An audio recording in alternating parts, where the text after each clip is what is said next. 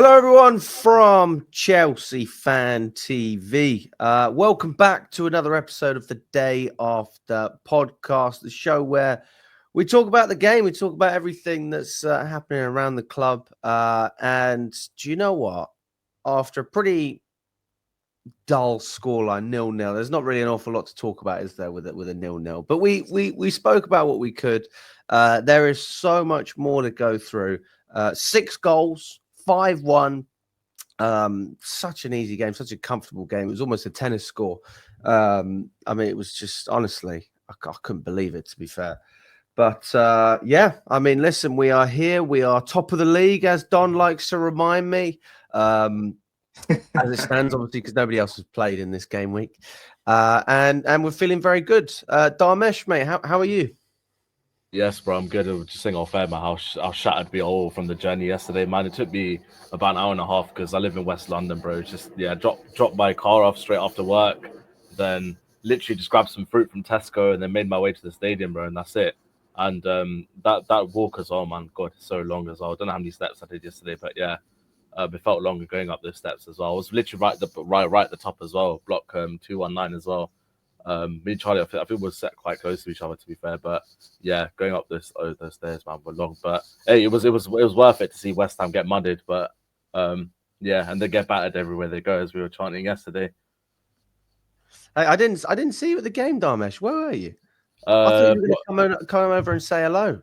Although it was bloody difficult to get anything sorted, I have to admit, it was. Yeah, it was like a million miles where we were filming from. Yeah, I saw Charlie. I saw Mo as well. But I didn't get to see you, bro. Well, whereabouts were you? Were you 218 or 219 yesterday? I think I was 219. 219. What's it? Were we 219, Don? Yeah, it was in the same block as you, Damage, because I spoke to Charlie at half time. Oh, okay. What row were you? We were like in the middle, innit? Oh, in the middle. Oh, I was literally right at the back, like near the West Ham fans, basically. I was giving it to them, man, proper, especially when the offside goal got ruled out for them. But yeah, man, overall happy and buzzing with the result as well. It was a bit of a worrying first like 10 minutes or so, but then I think once we went 1-0 down, that's where I think it gave us a kick up the arse to kick on really, and then that's the Chelsea that we've been used to seeing, especially towards the end of the season and the Club World Cup. So yeah, hopefully this kick starts a run for us where we're expecting not to lose until sort of like October, November. But yeah, great to get 3 points on the board finally and take that into the next game. Hey, listen, big up to you, Dharmesh. Listen, we may not have bumped into each other yesterday, but we're here now. Charlie, mate, I saw you were sat with Michael, and all in good spirits, mate. All in good spirits. You had the brand new away shirt on as well. Oh, I had to. I had to be done. Yeah, mate. Good evening all round. Really. Expected to win. Probably didn't expect 5 goals or anything like that, but yeah, we got the result we needed, and we kind of got the season up and running now, and it was the perfect way to respond after that disappointing draw against Crystal Palace last weekend. We come out, we showed what we were about, and yeah, it's always great to see a few goals go in. Facts. What about you, Don? Well, it was a good Friday night, man. Good Friday night. Obviously, it's bank holiday weekend. Today there's a lot of football on. Is it bank holiday? Yeah, bro, it's bank holiday Monday, isn't it? Fair. Bank holiday Monday. No idea. Yeah, bank holiday Monday, man. Carnival Monday and that. But yeah, man. Is it Carnival? Is it yeah, Notting Hill Carnival? Yeah. Oh, that's when you know it's the end of summer, man. That's when you know it's the end of summer. But yeah, man. Obviously, Man City, Spurs are playing first. There's a lot of football on today. Arsenal on later. So it's just good to just be able to just sit back and know that we've got our 3 points. We've got our goals back on the board as well. We deserve that after last week, bro. 0-0. We should have got at least 1 goal last week because we weren't the greatest, but we created some good chances. But in this game, bro, we'll talk about it more. Tossing, big factor at the back, man. He helped us play a lot quicker. Because if you realize yesterday, the pace in how we were playing, bro, it wasn't as slow as last week. It was very good, very quick. So yeah, we'll dive into it, man. No, I'm feeling good about Chelsea. I really am. The fact that we've finally got some goals to show for it as well, I think it kind of gives everyone that breath of fresh air that they were looking for on game week 1, that we can go out and just smash teams. And that is why we talk about being in a contention for a title race. Whether we actually go and win it or not is a different discussion. I personally don't think we will. But I mean, even when we were 1-0 down, I did think to myself, we're going to score goals. But I mean, I couldn't get in for about 10 minutes. I ended up missing the first goal from was it Paqueta who scored the first goal? Yeah. Hey, honestly, the queues to get in, I was half an hour early to get in, and then I ended up being 10-15 minutes late. So I don't know what they're doing in terms of the queues. I think it's a nightmare. But listen, we got in there eventually. The atmosphere was, well, obviously buzzing from a West Ham perspective, because I literally walked in as they scored. And then I was sat next to Don. Nina was there, a friend of mine, Ollie, as well. And we were just thinking, what the hell is going on? And then they almost scored that second goal. And I just thought to myself, this is ridiculous. But we did come back. Obviously, it was pretty comfy after 30 minutes. I mean, who's the man of the match for you, Darmesh? I know Estêvão got it. A lot of people are talking about Neto as well. I personally think if I had to choose, I would pick Neto, because It could have given it João Pedro as well, to be fair. yeah. It's always a good sign when there's more than one option, bro. It's always a good sign. I mean, any one of them three behind the lap, it wouldn't have been unfair if they were man of the match. Facts. No, I do think. Do you know what it is though? Right, a lot of people after the Palace game, they were saying, right, drop Neto, put Estêvão on the right, or they were saying put Neto on the left, and then put Estêvão on the right. And I don't know if people mean it in a disrespectful way, but I feel like it comes across that way, as if Neto's just this disposable player that can be played here and played there. Let's just look at a player like Vega, for example, right? He's a centre back, or he wanted to be a centre back. We played him as a left back and an inverting full back at times. I think we played him as a midfielder as well. You don't feel valued as a player when you're not played in your natural position, your best position. I think that Neto is naturally better on the right than on the left. Okay, I think we can all agree on that. So when you're moving him left and right, that's fine if you want to squeeze him into the side. But I just don't see a world in which, especially before the West Ham game, Estêvão starts over Neto. I just don't see that yet. I think that you have to show a little bit more before we can just drop our best player in the Club World Cup and arguably one of our best performers in pre-season as well. Because why do you have to drop him? You know, no, I'm not saying you shouldn't drop him. You should keep him on that right hand side, which is quite good, because obviously, well, it's not good that Palmer got injured, but we got to see Estêvão getting involved as well. But I didn't think we needed to drop Neto in order to get Estêvão in the side. You don't have to do that at all, you know, because I think right now, whether people agree or not, Neto's a better option on the left than Gittins is currently. That probably over over period of the season and time should, well, hopefully for our sake, will change, because that's the whole reason why Gittins was signed. But right now, there's no doubt about it. Neto is the best option on the left-hand side.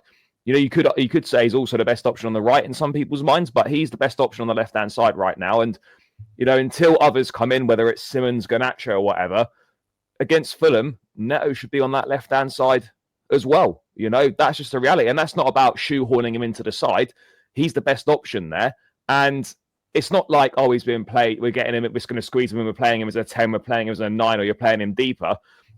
But yeah, there's a bit of difference between the left and right side. But ultimately, the whole reason he was signed was because of that versatility of being pretty decent on both sides. So for me, at this point in time, Neto is the best option on the left, and he should be continued to be used there until there's another better option available to us. And there's not right now. Do you agree with that? I think he's actually, I agree with Charlie, bro, because, you know, when he first came, I didn't really enjoy his performances off the left, like start of the season. If you guys remember, he wasn't starting the games, bro. He was coming off the bench at the beginning. Madwakey was starting ahead of him on the right. But now with a little bit more confidence, a little bit more understanding of what we're trying to do, and, you know, played in a possession style team, he just seems a little bit more comfortable on that side. I'm seeing him, you know, being a little bit more direct on the left. I'm seeing him still putting in some good crosses from the left. Linking up well with Cucurella on that side as well. So I don't mind it at all, because right now, bro, Estêvão, he has to be in his team. He has to be in his team. I know some people are sort of looking at it and saying, oh, look at his age. And I don't give a fuck about his age, bro. the guy has nearly got 100 appearances at 18. You can see the quality when he came off the bench last week. You see he started the game yesterday. Cool. He made a mistake for the goal that they scored, but he redeemed himself. To be able to link up, play with Gusto on that side, link up with Delap, pick up the ball. I watched that goal again, yeah. And when Delap dropped the ball to him, he did this little skip past the defender. So he like kind of skipped past him with his left foot. And there's not many players that can do that quickly, bro. Imagine Medwake in that situation yesterday. We don't score. That attack would have been broken down. So he actually created that opportunity there. He created that chance. Delap played a big part. But the pictures that go through this head, bro, you're going to be seeing a lot of those assists that he got yesterday. It was a very, very good goal. Very good goal, man. And like I said, overall, his performance was good as well. You know, and Estêvão can play off the left too. I've seen him play off the left, but I would rather him play on the right-hand side, even when Palmer's there as well, linking up quite well. You know what I'm saying? Yesterday, Gusto was the one that was overlapping to allow him to play down the middle. But yeah, I agree with Charlie, bro. You could definitely play Neto on the left right now. I think Gittins will be good off the bench for now. For now, that is. Just real quick, sorry. There's another thing as well, by the way. When I remember Estevão's agent saying that like one of the reasons they chose Chelsea was to also the opportunity to potentially play as a 10. I think I know Palmer's there. I know Simmons is probably going to come, so he's not. Maybe you won't see an awful lot of it, but that's also an option there. At some point, I would love to see what Estevão could be capable of playing in that central role as well, because he can definitely do that, and that's that is a position that he can play. And I think he said before in interviews that is actually his favourite position is in that number 10 role. So again, that's an option that we've got, and you can never have too many good options in the final third. That's where he played yesterday, though, Charlie. On the left side, Neto was more of a winger. But on the right, we had Gusto that was overlapping, and Estevão was in the little half pocket. Like he was playing as a right midfielder yesterday. And that's the continuation of them tactics we've seen from the back end of the Club World Cup, where there's one out-and-out winger, and then the person on the other side does hold width, but they've got the license to drift inside as well to allow the fullback to overlap. And that's where Maresca's evolving other tactics from last season is really paying off with the players that you've got in this squad.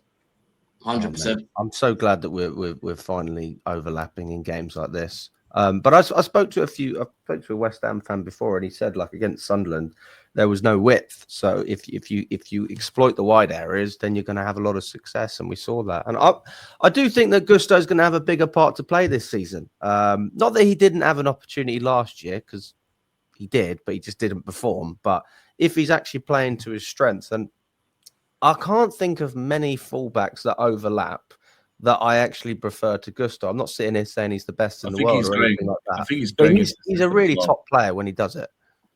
Yeah, I was going to say that. I think he's growing more into the system as well. Because we saw last season he struggled quite a lot, and sometimes players just need to adapt. Like for example, obviously they play different positions, but look at Rodri in his first season at Man City, struggled to adapt to Pep's system, but then it took him a season or two. Even like people in Jurgen Klopp's system, they take a while to settle in, and maybe Gusto is going to be one of those players that over time will settle into the system more, and the more he plays as well. But also Neto, man, like his work rate yesterday was unreal. I mean, even following from the Club World Cup as well, even those couple of times where he helped out defensively on both sides as well, and I thought that was key, especially with the wing backs, with how West Ham play as well. So shout out Neto, man, he's so good. Honestly, I thought he was man of the match yesterday for me personally, just that added factor. But then, like you guys said, you could pick any one of them. Chalobah was fantastic as well. He's driving more and more with the ball. I don't know if you guys noticed it or not now, but he's going on the sort of like Rudiger runs that we used to see. Yeah. He's doing that more and more, which I rate so much from him now. And he's really taken this like leadership role into his own sort of thought and stuff, with learning off like Thiago Silva, Aspilicueta at times as well when they were at the club. When Rudiger was there as well. So yes, it's great to see Chalobah really stepping up for us, and took the goal really well as well, to be fair. Before we even talk about Chalobah, you make a great point about Neto being taking more risks on the ball, right? Because that's a big problem I had with this guy last season, bro. He would get the ball, him and Sancho, and it will be dance, flinch, cross, come back in the middle, not really being direct. And I'm like, Neto, you're strong. You've got skill. I've seen you do step overs. You've got pace. You can run past these guys. I've seen you doing it, bro. Right? But now, Darmish, when he's looking at the likes of Estêvão on the other side, don't forget, bro, it's competition time. You know what I mean? It's competition time. When you're seeing Estêvão doing what he's doing, taking more risks, it wakes you up because you're like, bro, I need to impress as well because he's coming from my position. I need to be doing that as well. So that's the good thing about having players like Estêvão. It pushes other players to get even better. Because last year, Madueke was, again, another one that would take long on the ball at times. I wasn't really seeing him as direct as what he was with Poch. You know what I mean? Sancho, we know what Sancho is. He's another one. Mudryk was really the only guy that used to like just running past people. You know what I mean? A lot of people like to cook Mudryk, but he used to take a lot of risks. Yeah. You know what I'm saying, bro? So confidence plays a big part. But as well as that, the likes of Estêvão being the way they are, trust me, bro, it plays a massive part, man. When you're playing on the wing and you see the other winger cooking up, you want to do something as well. You want to show that you can do it as well, bro. You know what I'm saying? But this is what we've been talking about for so long now, is actually having genuine competition for starting places. Like, you know, we haven't really had that in a lot of positions for quite a while. I'm talking serious competition for starting places. Now you look at it and you're kind of within reason. You're pretty happy with any of the attacking options starting for us. That weren't the case last season, and it certainly weren't the case the season before. So when you look at the options you've got now, you look at the way the squad's being put together and assembled, you know, we're in a great position where you almost, to a degree, don't mind if it's Estêvão on the right or Neto, or if it's so-and-so on the left, if it's Palmer in the 10, or if Palmer plays right, or Delap or Pedro starts as a 9, you know, you're happy with any of them combinations, really. And that's a really great position to be in from a squad point of view. And when was the last time you felt that way, Charlie? I mean, I haven't felt like that since maybe I was going to say Tuchel Champions League winning year, probably. It's been a while. Hey, the fact that we're even talking in the same way, that's a positive thing, man. You know, there's still some Chelsea fans that doubt what we're doing. I don't get it, man. There always will be, mate. There always will be. We're looking very good, mate. We're looking comfy. But I have to say, if this was against the Fulham, I think it's more impressive than West Ham. West Ham are such a poor side. They are going down. Well, I mean, look, it's between them and Leeds. That's the way I'm seeing West Ham were poor, of course they were. But I think it's also important that, like, we don't discredit the good work that we did either. Oh, yeah, God, no, I'm not saying you are, but I think you see a lot of people, some Chelsea fans as well, even. Oh, it was only West Ham. It's like you can only play what's in front of you. And yeah, they defended poorly and they weren't good. But that doesn't mean that we didn't make some good moves and we didn't do some good stuff. Like the 2 team goals, by the way, the Enzo Fernandez goal and a Pedro Neto goal. Yeah, okay, they might be tap-ins, quote unquote, but they're brilliant team moves and brilliant football in the build-up to both of them. So that shouldn't be ignored either. And I think, Don, you mentioned it as well. I spoke to you at half-time, bro. We're scoring goals from set pieces. Like we scored 3 goals from set pieces yesterday. And that's not something we've really been accustomed to. So maybe, you know, that again can be a very useful weapon to add to the Arsenal when, you know, in games where you're struggling to maybe break teams down or, you know, you're not getting that many chances in open play. If you can we can stay strong on them set pieces, that for me, like despite all the good quality attacking play, the fact that we look dangerous from set pieces was a massive bonus as well. Bro, I told Matisse about João Pedro in the air, you know, because we're speaking about his heading. And I said to this guy, I said, bro, if you remember in Poch's season, when Brighton scored at home, it was João Pedro that scored the header, bro. Like, go do some research on the type of headers he scores. He's tall. That's number one. Massive, yeah. He's a tall guy. And I didn't realize how tall he was when he was at Brighton. I can't lie. I knew he was quite lanky, but he's actually quite tall and physical as well, right? And if you saw the 2 goals that we scored, that you're saying, Charlie, the set pieces, we actually do that quite a bit. We was even trying it against Palace, where we give the ball to Cucurella front post and he flicks it backwards. I don't know if you guys have noticed that pattern. We've tried it a couple times and it worked yesterday, right? So João Pedro gets on the header for the first goal. But if you look at the goal that was scored with Chalobah, bro, again, he jumped up and he held off one of the centre-backs. And these West Ham players in the box, bro, they're fucking Goliaths. They're not any little man. Yeah. I saw João Pedro literally hold him off like this, and then he just headed it downwards to Chalobah, goal, right?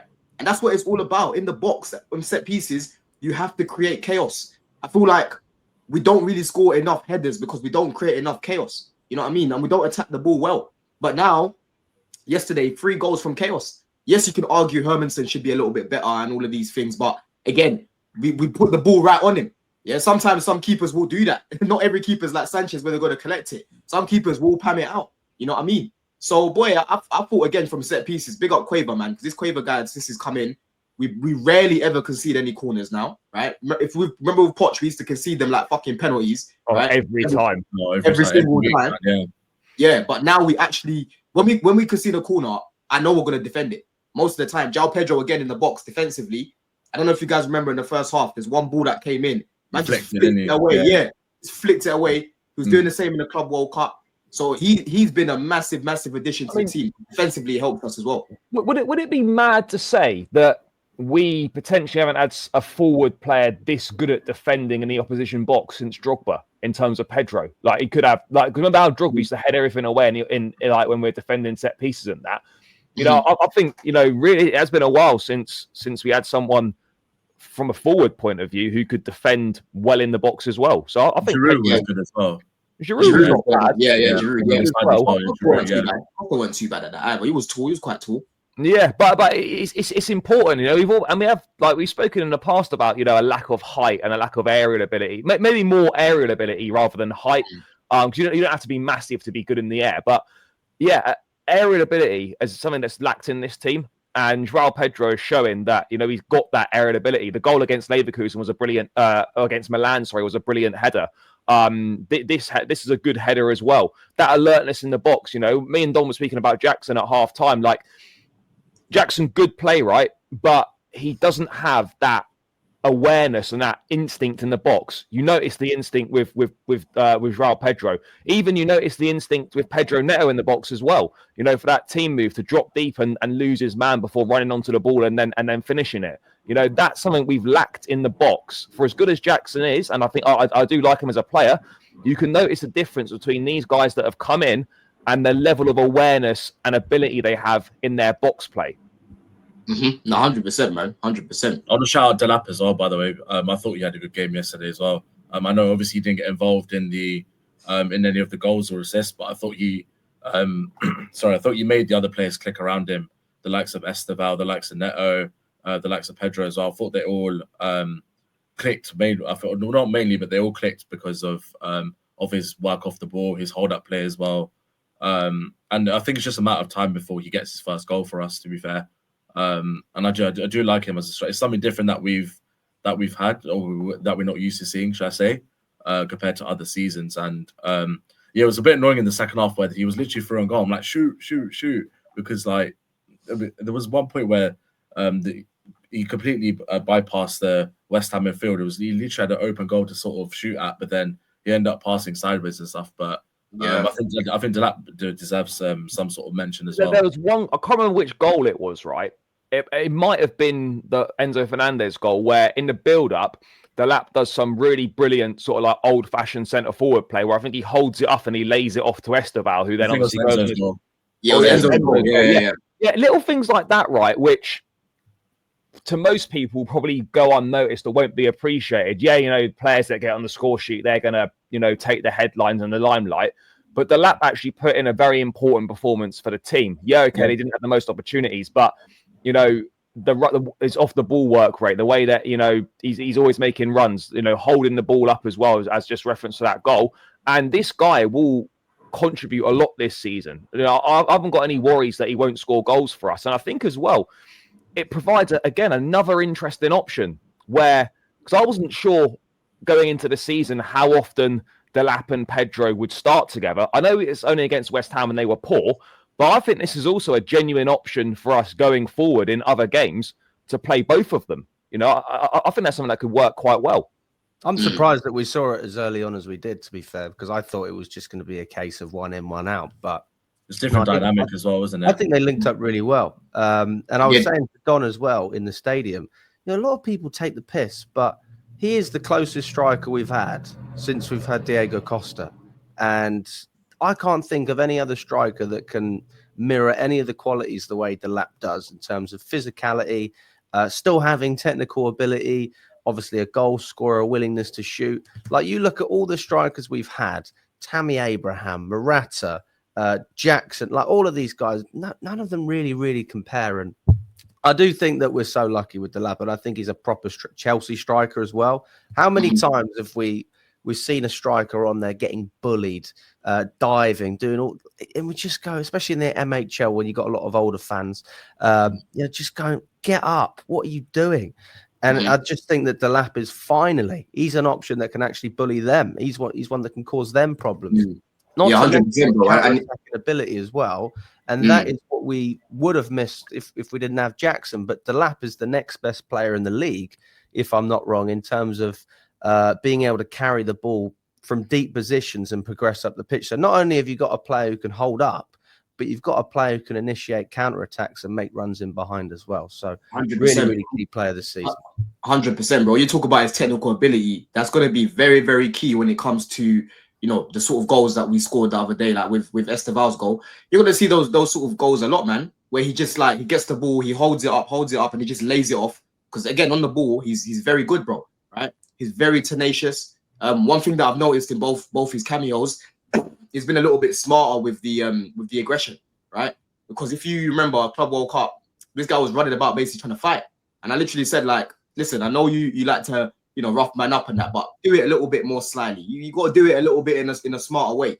And against Palace last week, I saw him bumping into people, but it wasn't yellow card worthy. Yesterday, again, he was quite smart with how physical he was being, how he was using his body, how he was pushing them back. It wasn't, again, yellow card worthy. So we're gonna need that, bro, because this guy, he got a lot of yellow cards at Ipswich. I think he got like 12 or something like that. Right? This is the most important thing. He got no red cards. No, it was zero red cards. Yeah, most player in the league last season. Yeah.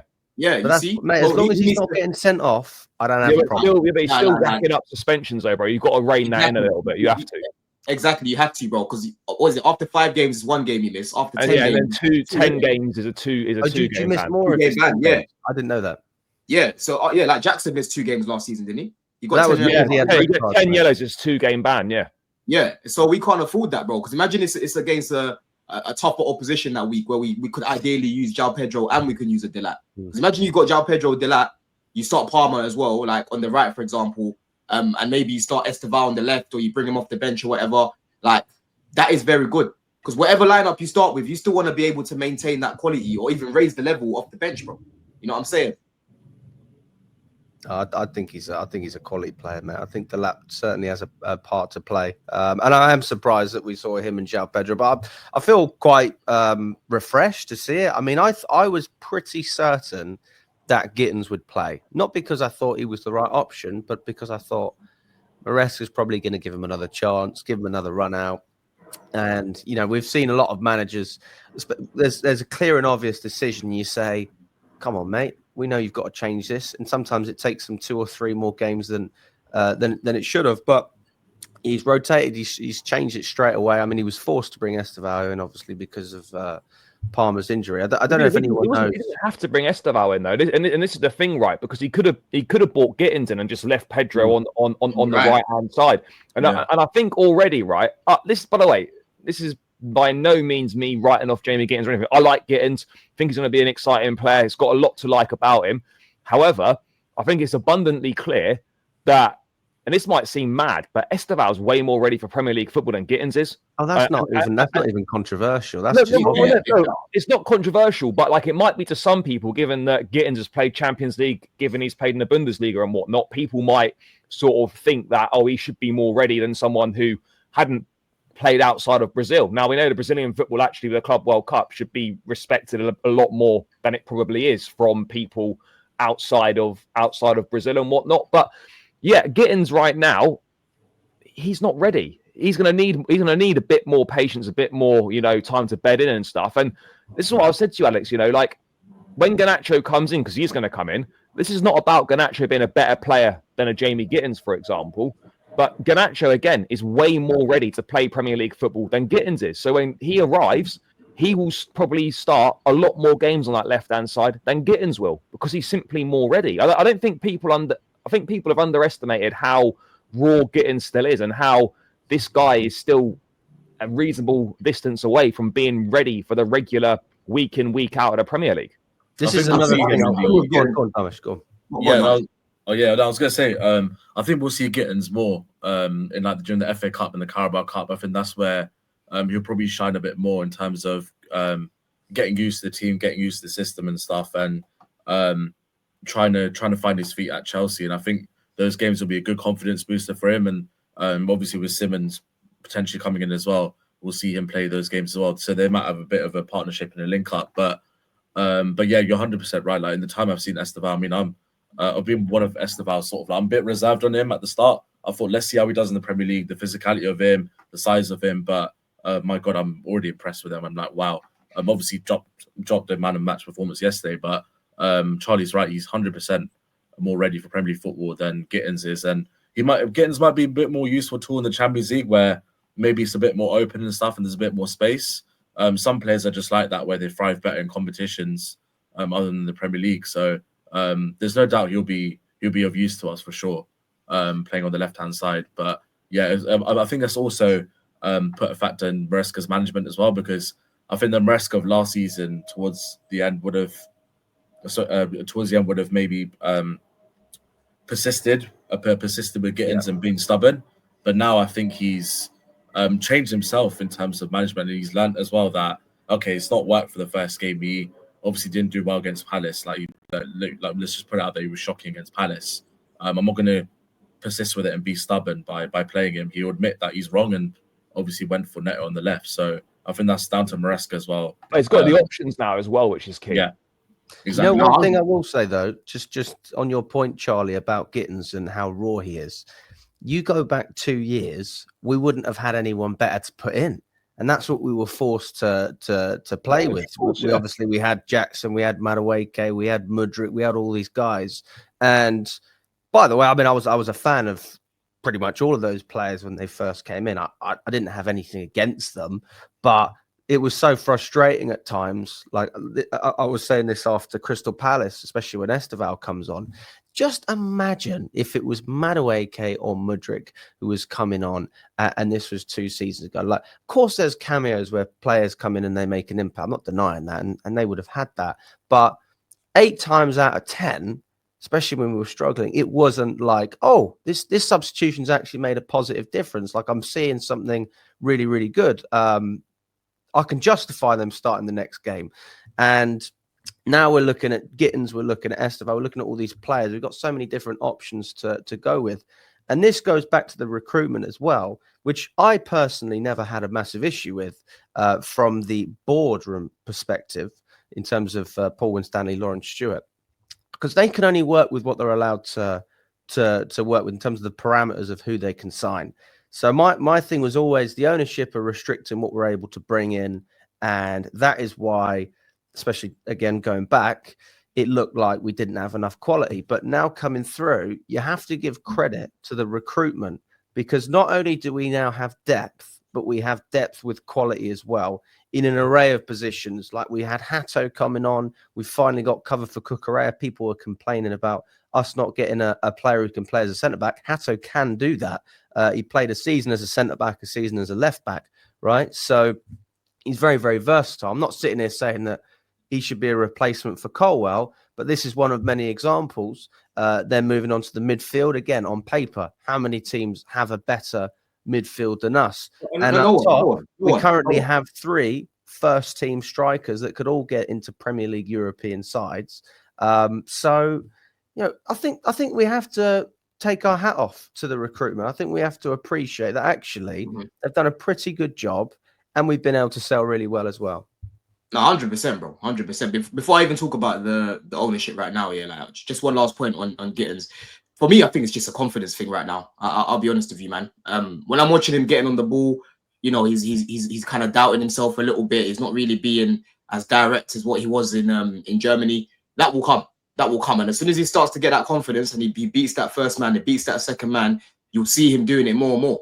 You know, when I was looking at this guy, his games in Germany, bro, and all the stats and that, take-ons completed and stuff, bro, right up there. He's number 1 for like all these metrics, you know, taking man on, dribbling, you know, all of these things where it's actually, you know, key in Maresca's system for a winger.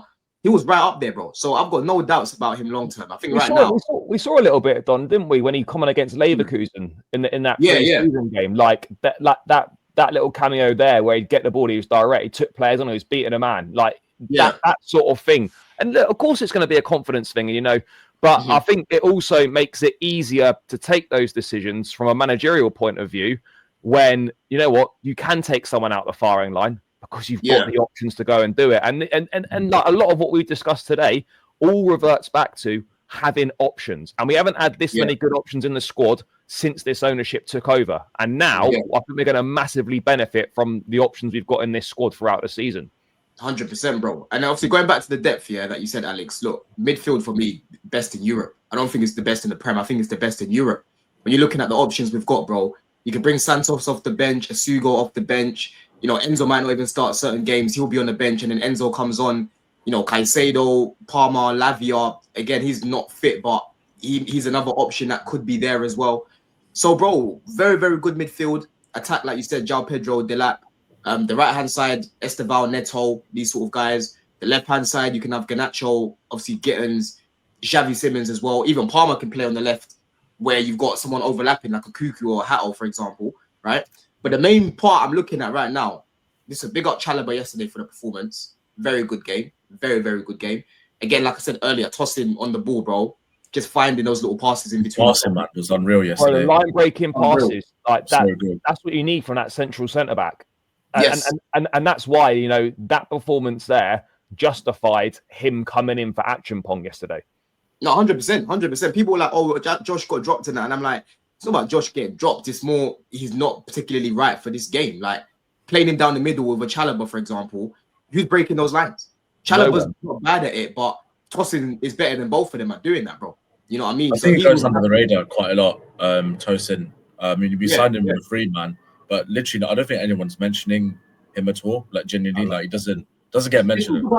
They talk about him as if he's shit. Like, when I'm speaking to a lot of like rivals and that, I just know these guys aren't watching us because they're like, oh, your centre backs are shit, like tossing shit, and I'm like, that's not what I watch when I watch him though. Like, he might not be, you know, Fofana might be better than him, like aggressive when it comes to, you know, being quite aggressive and that, and you might be able to get other players that are better. Like, he's a squad player for me, right, at Chelsea, but he's a good player. Like, Tosin is a good player. He's tall. He's a leader.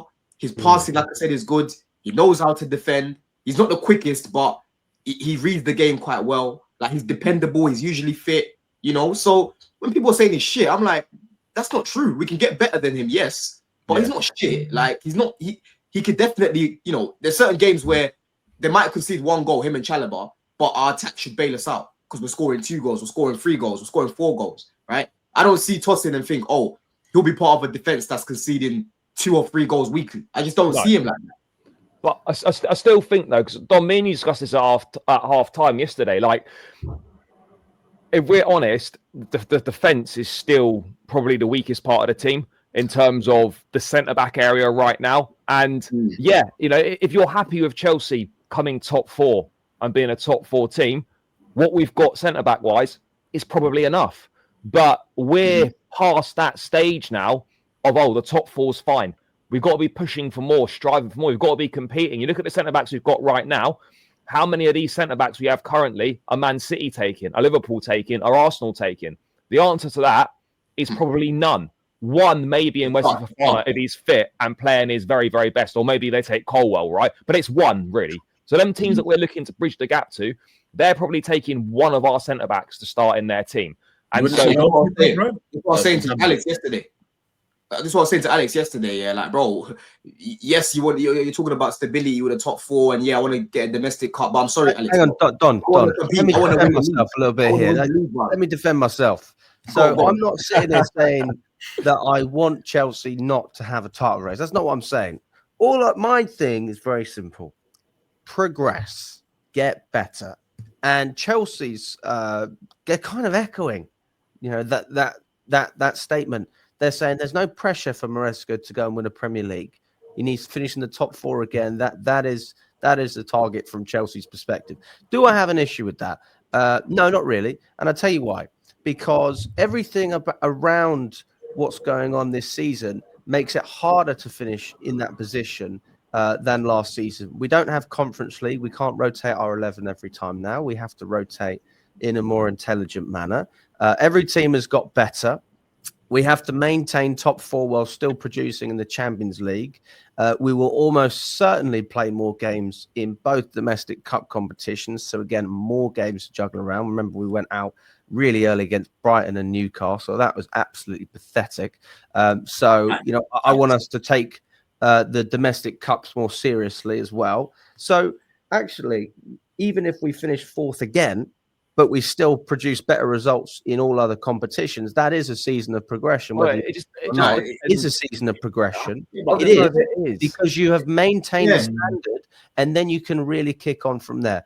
I don't think the Premier League, guys. I don't think even with a centre back, I don't think we. But if we come 4th and win no trophies this season, well, that's different. Progression. That's different. I still want us to win a trophy. Okay, so that's where again. I just think we've got to be striving for more. You know, we finished in the top 4 now. Charlie, we're not striving for less, are we? You know, that's not we're not striving for less. But you're trying to stay the same. You're trying to stay the same. No, wrong again. We're not in the Conference League. We're in the Champions League. Yeah, of course. We're not going to get knocked out the FA Cup. I'm not sitting here asking for less. I'm asking for progression, but I'm also not being one of those fans who goes, progression is challenging. We have to win the Premier League. We're not saying we have to win the Premier League. What are we talking about? We're not exactly getting worse. No, we're not saying we have to win the Premier League, but progression is challenging for the league. It's putting yourself up there. And what has my thing always been? It's been that we can challenge, but we'll finish top 4. Yeah, we can finish. You're saying about finishing 4th, right? No. I didn't say finishing 4th. No. No, but the point is, I mean, my prediction is 3rd. Personally, I think. I think what Alex means is he probably means it's going to be much more difficult in terms of context for this year. I think that's what he means because obviously, with the that's the point that me and Charlie are making, though. You are right now making it a bit harder for yourself with the options you've got at the back, right? If you bring in someone who's a little bit more stable that can come into the 11 straight away and put out 7 out of 10 like Cole was doing, like basically, you know, the last few months of the season or whatever, even start of the season, he was very good, right? That will stabilize us a lot more because we're weak at the back. Like, in terms of our centre backs here, let me not even say they're weak because they're decent. They're decent squad players to have, right? But like I said to you the other day, Alex, we chop and change our centre backs basically every week, bro. I never know who's gonna fucking start at the back. One week will be Josh, 1 week is Chalobah, 1 week is this guy playing there, 1 week is that guy there. When you're looking at, you know, teams like Arsenal, Man City, you know who's gonna be starting for them, bro, at the back. Every single week it's the same centre backs, bro. Most of the time.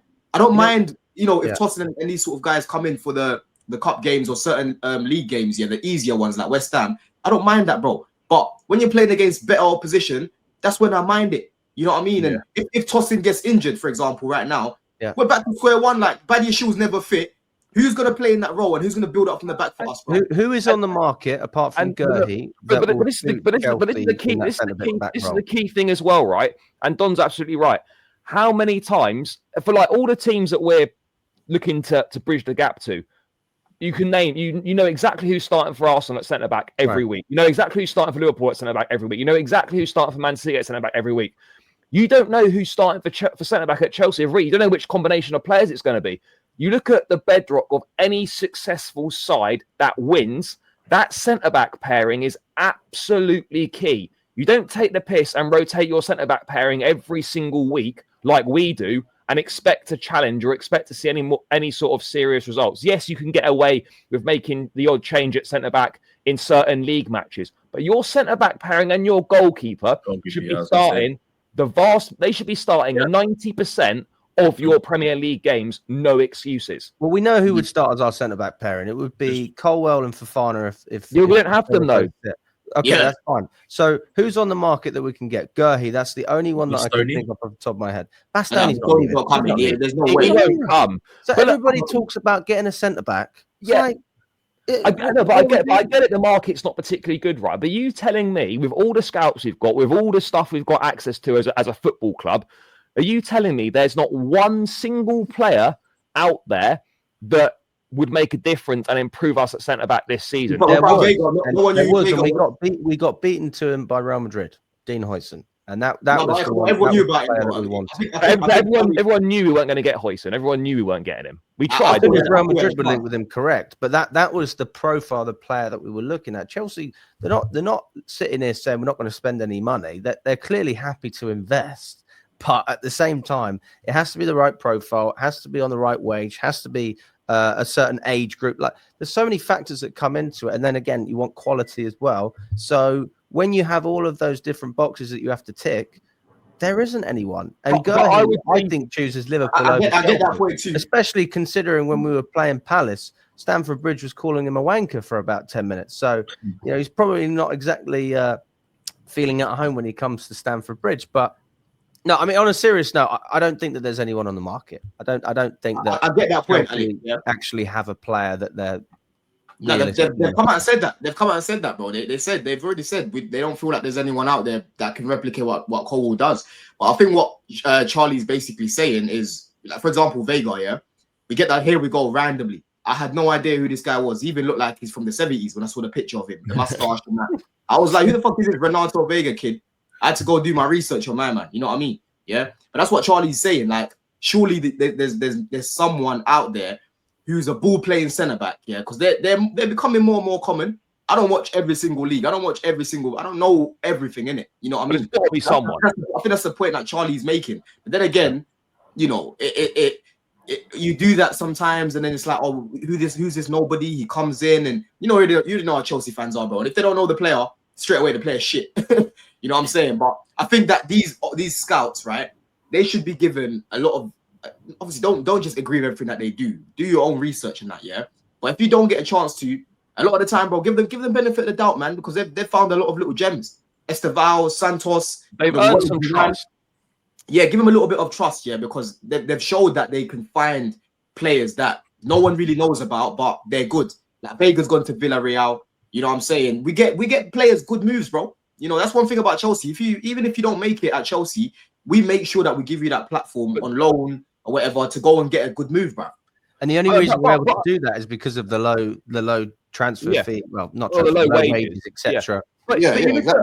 I wonder whether I don't know. I mean, I don't know the ins and outs of the centre back market and everyone that's fucking on it. But I wonder whether we might look at potentially signing maybe a slightly older, more experienced centre back on a loan deal, for example, be something that we look at. I don't know if you could find the required quality for a player to sign on them on loan, but surely the loan market is also another option here. I would have liked Kanji, to be fair. I think Kanji's a great player. He's a good player, but I don't know. I'm pretty sure he gets injured a bit as well. Like, nah. That's the only thing, injury prone. But then, like, obviously, I think he's very experienced. He's won everything under Pep. I think his ball playing ability is good. His passing is good as well. I'd like personally, I think he'd fit perfectly for us. He is a good player, but it's the injury, Mm. it's the injury issues as well. That's the problem. But the interesting thing is, right, is that Chelsea now saying they don't want a centre back, right? But we desperately tried everything we possibly could to sign Dean Højsund, and now it's like, oh, we don't want one. We wanted a centre back all summer. That there's no denying that. So when people say was a perfect profile, though, he was a perfect profile. But when people say, "Oh, Chelsea don't want a centre back," that isn't true. Chelsea wanted a centre back before Colwell was injured. So how can people say, "Oh, actually, we don't need a centre"? Because the same people that are saying we don't need a centre back now are the same ones. They're the same ones saying we didn't need a centre back. We needed a centre. Sorry, they're the same people saying we needed a centre back when Colwell wasn't injured, and now those same people are saying, nah, actually, we don't need a centre back now that he is injured. So what is it? Well, I think the main thing is this: we all agree that there's no one on the market. Okay, we all agree on that.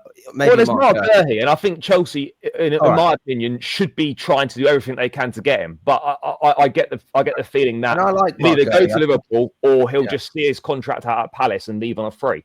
I think he's a good player. I wouldn't have anything against Mark Gurhey, so he's probably the one player I'm with you. So go and sign Mark Gurhey in that sense. But one thing we're not thinking about when we talk about, I mean, we're specifically talking about football from a more financial standpoint. We are in a position now where we have to get rid of players in order to bring them in so we can register with UEFA. UEFA have now said that the sale of João Felix doesn't count. It's not a sale that will be put towards was it FFP? So it's ridiculous because they're only I don't know if it's FFP or it's something to do with one in, one out, one player in, one in, one out. The fines thing. I don't know the exact ins and outs of it, but it's only players that were part of the squad, like in the knockouts, in the knockout rounds. Yeah. So that's why I actually think Vega don't count. So Vega doesn't count either. I don't think. Well, that's one of the reasons that I think Tyreek George was out of the squad. I think that we're actively trying to get rid of them now. I think it makes sense from both sides. So again, like we're talking about centre backs here, we've already got Garnacho who said yes. We've got Xavi Simons who said yes. So let's just presume that we get rid of Jackson and Nkunku. You've got to get rid of another player as well. Maybe Chukwuemeka's going to go. Sassy. Sassy will go as well. Chukwuemeka as well. Like Jackson this week. Chilwell, Sterling as well. Chilwell, Sterling. I don't think anyone who wants Chilwell and Sterling. I'm not hearing anything about those guys. Sterling's got a bit of interest in fairness, but Chilwell, there's been nothing from anyone. No. Bro, Chilwell was chilling. Chilwell was literally chilling. Like I don't expect him to move because there's no one that wants this guy, bro. Not even Palace. He's having a good life, mate. He's got a good paycheck. He's in a good city. And listen, enjoy yourself as far as I'm concerned. How long has he got left in his contract, man? Because we're just 2 years. 2 years. Oh, Jesus is Lord. Same as Sterling, isn't it? Yeah, they both got 2 years. Would you guys just terminate it? Would you guys just want to terminate it? I was having this conversation with someone the other day. Like, I think we're at a point now, maybe more so with Chilwell than Sterling. We've got to come to some sort of agreement where if there's 2 years left, you pay them off, you pay off 1 year, and you waive the other year, and you just come to some sort of mutual agreement to part ways like that. So I think they're getting to that point with Chilwell. Sterling has actually got clubs interested in him, and I actually think Sterling will get a move before the end of the window. But with Chilwell, I think that, honestly the best solution is to come to a termination agreement, pay him off 1 year, and waive the second year, and just start again. He's finished, bro. I'll be real. Watching this guy was painful. Yeah, painful. Like, listen, I love him for the contributing to win the Champions League and that, and he was very good with Reece. Wingback Chilwell was mad. He was mad, bro. He was very good, bro. But then when you watched him with Poch, bro, like just struggling to build up from the back, like playing left wing and that. I know it wasn't his fault, but just horrible, bro. I remember there was a game that he played for England. He got picked for England as well, and I was just so embarrassed because I'm like, these are the guys that are representing Chelsea right now. Him and Gallagher were just horrendous on that game. Yeah, I remember the final as well when we played against the semi-final against Man City. He comes on and just again stinks out the place. It's one of the worst cameos I've seen. You know what I mean? He's just the guy's not been the same since he'd done his ACL against Juventus in the Champions League. Bro, the guy's never been the same since then. And guess whose fault was that? Potter. What did Potter do? How's the Potter fault? Mate, that was no, in the Champions League, mate. Potter was the one who's playing in the Champions League game. That was Tuchel in the Juventus game. That was definitely Tuchel. We beat Juventus 4-1 because Hudson-Odoi scored and Reece James. It was it was the AC Milan game. No, it was Juventus. Oh, I thought you said Milan. Juventus, yeah. No, it was Juventus. Okay, forget what I just said. That was the game when I thought it was Alex, to be fair. Yeah. I thought it was the Milan game. That's what I thought because we beat him 4-0. We beat him 4-0 or 4-1. Juventus. Or maybe that was when he got injured. Hudson-Odoi. Again after. Ruben. Maybe that's the one I'm thinking. And Ruben, that was the game when the whole of Cobham were on the score sheet. Yeah, that you're right. Was it 4-1? I will say this though. I do 4-1 or 4-0. Can't remember. I think it was 4-1. I'm pretty sure it was 4-1. Yeah, I think that Chilwell just for me, like he's a player I respect. I don't have anything against the guy. He's been treated poorly by the club, as a number of players have. He ain't been treated poorly. There's no way. Initially, like right at the beginning when the whole thing happened, yes. Nah, man. But I'm sorry, bro. I'm sorry. We can agree on the footballing side, I disagree. but you have to also appreciate that he has been treated poorly. Nah, man, I disagree, bro. We brought in Maresca for a reason. They tried to force him out the club. Okay, yes, bro. That's part of the game. That's not called treating a player well, is it? Nah, I disagree strongly, bro. Because at the end of the day, yeah, when Maresca was given the job, he was given a long-term contract as well. Let's not forget, right? they were obviously telling him in the interview. He probably said, "Yo, listen, I'm gonna come in. I'm gonna assess the squad. I'm gonna let you lot know who's not gonna make the cut, and then you can go from there." Right? But Don, Very quickly. Hold on, let me finish do you what I'm saying, honestly bro. Let me finish believe what I'm that saying. Sterling and Let me finish what- Chilwell was Yeah, but let me finish. specifically asked to leave by Maresca? It's bullshit. It was. Yeah, but the let me club. finish. Let me finish. No, it wasn't though. It wasn't. It was. Because Sterling from the season before with Poch, yeah, I was already saying I could see the Saudi in this guy. He's not looking as good as what he was, right? Every time he's getting the ball's just getting snatched off of him. His touch was poor. He's not technical enough to be playing in this team. That's number one. He's never been a technical player like that. Good at taking people on, but in terms of the ability on the ball, he's never been that technical, right? Chilwell is very similar.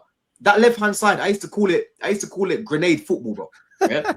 Grenade football, because the ball used to blow up on that side. But between Chilwell and Sterling, bro, that side was a big hazard. So when Maresca came in and assessed the team, I wasn't surprised that he looked at Chilwell and he looked at Sterling and said, "Yo, you don't fit my plans." That's not treating the guy badly to say, "Bro, listen, I've assessed you now. I've looked at the rest of the team, right? You don't fit what I'm trying to do, so you need to find a new club." They didn't tell him. They didn't tell him you can't come and train. They didn't tell him he was even part of the group. So I don't get. No, he wasn't part of the group, and then they bought him back into train. They bought him back into train when no move happened in the summer, and then obviously he went in. Yeah, but that's not Charlie. But that's not our fault that he wasn't able to find a move. No, it's not. It's not. What was our fault was giving this guy the massive contract that we did, right? Because if he was on less money right now, potentially we would have been able to get him a move. But I don't think it's just the money anymore. I think it's the player's ability as well. You can't say Chelsea. If it was Madueke in the same situation, the club would not actively put him out of the squad. It would not happen. The reason that Jackson and Nkunku aren't in because of the club, and the manager allowed it, and that's fine. But Jackson and Nkunku aren't making squads. Are we treating them badly? They're actively trying to leave. Sterling never tried to actively leave. Yeah, but Alex, I don't get your point. Are you trying to say that we should just keep? All I'm saying, no, because he wants to stay. Like we shouldn't take him out. Whoa. Hang on a second. I don't know where the hell this conversation got. All I said is I appreciate Chilwell as a player. He was good. But we all do. We appreciate what he's done. Yeah. And, well, hang on a sec. Look, let me finish my sentence. I appreciate Chilwell as a player. He was treated poorly by the club, and that's the reality of it. That's what we disagree, though. I don't think we did treat him badly, bro. It's part of the game. It's part of the game, Alex. Yeah, but Alex, how else do you want us to tell the guy that he's not part of the plans? What do you want us to do? There's no nice way of doing that. There's no nice way of telling someone you're not part of the plan. That's fine. It's like when you go to a job, for example. If you go to work, for example, if you pull, like, obviously, if you're sick for a long time, the company are going to have to think about. They're going to bin you.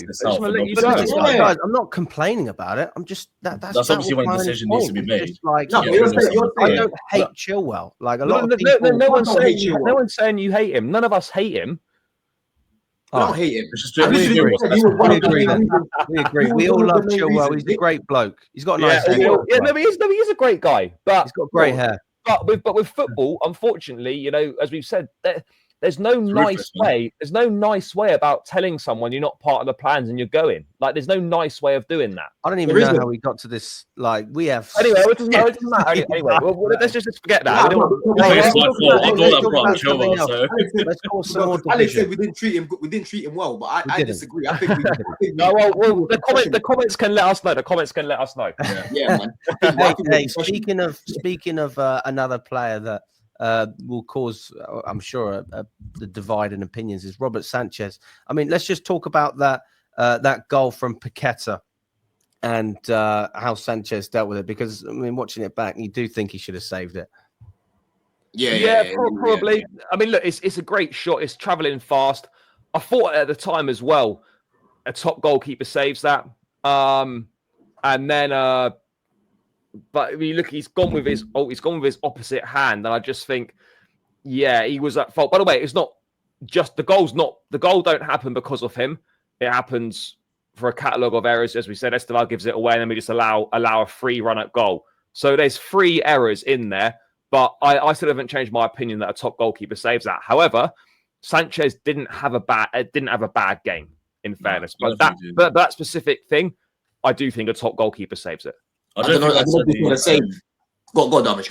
No, I was going to say, I don't know if you guys saw the analysis after the game, because as soon as I got home, I like to watch the analysis and stuff after the game. But I think like Rob, I think it was Rob Green and Jamie Redknapp on Sky. They were talking about obviously it's not excusing Sanchez for not saving it, but apparently there's like a new ball or something. They were talking about the Puma ball. balls now, isn't it? Yeah, apparently they move a bit more and stuff. Like even if you shift one way, and the ball's traveling at like 80 miles per hour, apparently it's really difficult. But I just thought that was interesting to hear, especially Eze's ball, last week it moved about. Remember the ball from the 2010 World Cup? Yeah. Do you guys remember that ball, the 2010 World Cup? Oh, mate, that South African ball, it was just all over the place. All over the place, that's what they're saying on Sky. But obviously, that's not excusing. Like maybe could have done better. I thought he was a little bit out of his goal, but then I'm like, it's a great strike, and then nonetheless. But I thought Sanchez had a good game. Some of his clips and passes to Cucurella and then distribution to Estêvão, I thought was good. But he's obviously going to divide lots of opinion between us fans, to be fair, because he's had a good sort of end to the season, good Club World Cup, a good, I'd say, good start to the season, but he's still got a lot to prove because of the amount of errors that he's cost us last season. And when you compare the other teams, Alisson, Edison, or Trafford now, David Raya, is he of that level that we want to go to? No. So that's why he's always going to split opinion. But I thought he had a good game yesterday. Yeah, Don, I remember when we were sat together for Palace, we didn't have a big issue with Sanchez, but I mean, you weren't a big fan of his distribution yesterday. Yeah, I think on the floor it was good. I think he was finding the passes on the floor, but in the air it was bad, man. You know, some of the passes were going off the pitch. There's a couple of times where we'll find a lot of space in the wide areas. There was even a ball where Estêvão made a run sort of outside, then ran inside, and I'm like, that's Sanchez, bro. Ping it, and he just fucked it up. So in the air yesterday, it was quite bad. It was quite bad, but on the floor, usually on the floor is where it's a little bit worse than in the air. But on the floor, he was actually finding a lot of the passes in the middle. I don't know if you guys noticed, he was punching it in nicely, man. So some of it was decent. Some of it was all right, to be fair to him. But I think we can all agree that we all know we need an upgrade, but we're not getting one this summer. So we're just going to have to hope that the mistakes are at a minimum. Basically, that's all we can do. I don't think that Sanchez has been terrible yet. So no. Listen, so far so good. Keep it up, as far as I'm concerned. And Fofana's fit again, so stay fit as well. Good as well. Yeah, a number of players that we can have a little bit of hope for. But you know, I won't speak too soon. So you know what, mate? It's a bit like Gittins as well. Like all these new players, give it a few months. You know, I think obviously we do the podcast, we do the fact like everyone does live content and videos and stuff like that. It's very easy to overanalyze and nitty pick and go, this is good, this is not. But we've all been there, going into new environments. You need time to settle. You need time to adapt. And I think ultimately, we'll see that from most of the players. I'm just trying to think if we haven't even spoken about the midfield. Let's finish on the midfield, guys, and then we'll wrap it up. I mean, Caicedo got on the score sheet. Fernandes as well. It was an amazing performance. And I mean, just going on Enzo Fernandez first, a player that looked a bit rusty, questions about his fitness after the Palace game. And you have to say, I mean, no issues with fitness. Bear in mind what we saw against West Ham. I have to say that the pace was probably not Premier League level in a lot of ways, because I honestly felt like I could have been watching a Carabao Cup game against Morecambe. We were so dominant at times. But, you know, you've still got to give credit where credit's due. And it was a fantastic goal from both players. I mean, Dharmesh, what did you make of Fernandez's performance? And then we'll touch on Caicedo as well. Oh, yeah. I thought it was night and day his performance compared to last week. Like, it was literally watching two different players, really. Looked fitter, looked sharper as well. His on-the-ground passing as well. Some of his like intricate moves as well within midfield, I thought was fantastic. There was one point where, I don't know if you guys remember in the first half, didn't lead to a goal with him, but I think it was just a phase of play at 1-0 or maybe 1-1 where it was zipped into him in the air. I think he chested it, and then he literally passed it all the way out to Gustav. I was like, wow, like what a pass that was, because it was literally like a no-look one. I don't know if you guys remember that at all or not, but it does that all the time.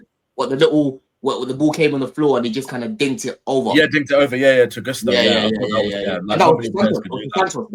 That was to Santos. Oh, was it? Oh, okay. Yeah. Then, I thought he was phenomenal. Like, his box crashing is getting good as well, man. Like, he's continuing that from last season as well, and it's important that it gives the opposition a different dimension to think about as well, with Enzo arriving late in the box as well. And Caicedo, man, honestly, wow. Like, remember his first game, guys, against West Ham. A couple years ago, that debut, years ago, the penalty, he was man. awful, and he gave away the penalty as well. And now all of a sudden, that's it. He's probably the best midfielder in the league, if not the world, bro. Honestly, he's phenomenal, man. Like, even the finish wasn't easy, by the way, as well. No, And looking at the replay and stuff, no, it was literally outside the foot as well. He just looked like a light tap from the outside his foot, as well. Yeah, the technique he used was just weird. It was so weird, but it was perfect. Like, that was the only way of hitting the ball. That was the only way of hitting the ball, like, into the corner, bro. Like, it came off the bar. I love those finishes that come off the bar first and just in the goal. It's just so nice. Outside his foot, it's like wow, like, it wasn't easy, but overall, man, them two, man, just you absolutely ran the show. They ran the show last season there as well. They did the same today. Yesterday as well. And yeah, we're very blessed in that position.